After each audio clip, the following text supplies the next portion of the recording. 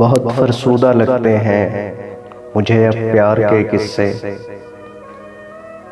गुलो गुलजार की बातें, लबो रुखसार के किस्से। यहाँ सबके मुकद्दर में फ़कत ज़ख्मे जुदाई है।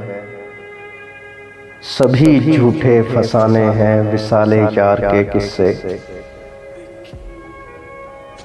भला इश्को मोहब्बत से किसी का पेट भरता है?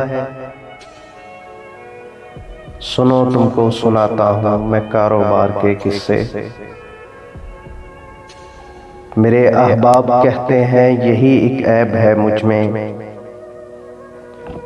सरे दीवार लिखता हूँ पसे दीवार के किस्से। कहानी कैसो लैला की बहुत ही खूब है, लेकिन मेरे दिल को लुभाते हैं रस्नोदार के किस्से। मैं कैसे खून रोता हूँ वतन की दास्तानों पर,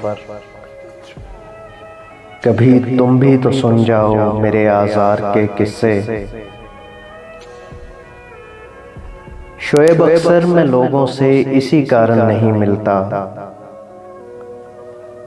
वही बेकार की बातें, वही बेकार के किस्से।